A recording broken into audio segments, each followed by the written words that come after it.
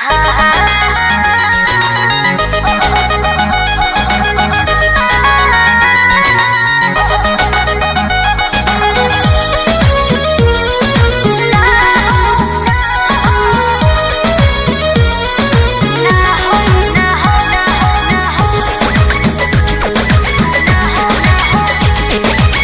खाली मिलन बुलाती हो, चुमा में पखान डगराती हो। रोज खाली मिलन बुलाती हो, चुमा में पखान डगराती हो। असली चीज दिखा के दुरही से न हो कोई भूखा हो ना हो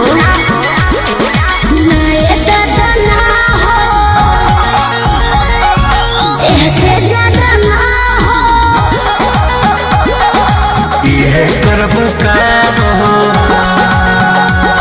अरे भूखे मरबू काम हो।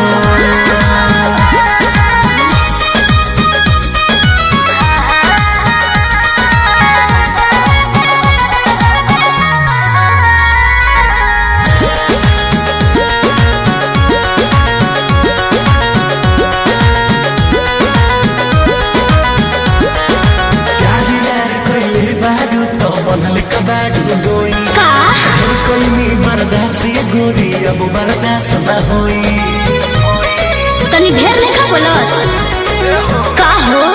यार यार कइले बारू त बनले कबाड़ू डोई।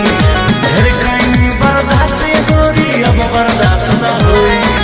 दौड़ल भरबा बहुते लागल प्रीत के बीच ना बोई। शादी से पहले बापू कमाऊ ना होई। कवना बात के चिंता बड़ुए खुल के खूबे खाओ जय हो।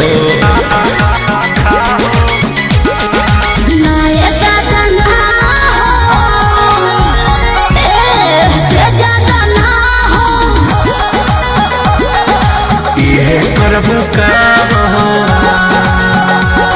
अरे भूखे मरबू काम हो।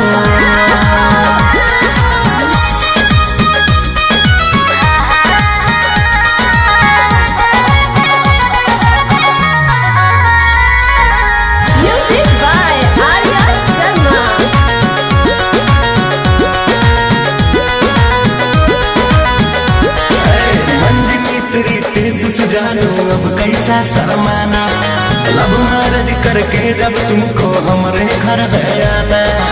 अब तुमको तेरे घर नहीं आना है, समझा। तू मेरी है हम तेरे हैं, फिर कैसा शर्माना। लब मैरिज करके जब तुमको हमारे घर है आना। चिकन चिकन बात में राजा हम ना तहरा करेबो। जब से नूर डलबो तो हम तोहरा के न माना करे। बीट बढ़ल बा दिल के बहिया में आ जाओ।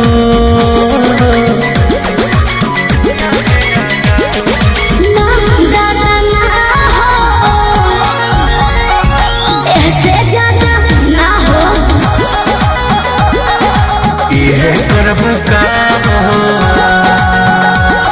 अरे भूखे मरबू काम।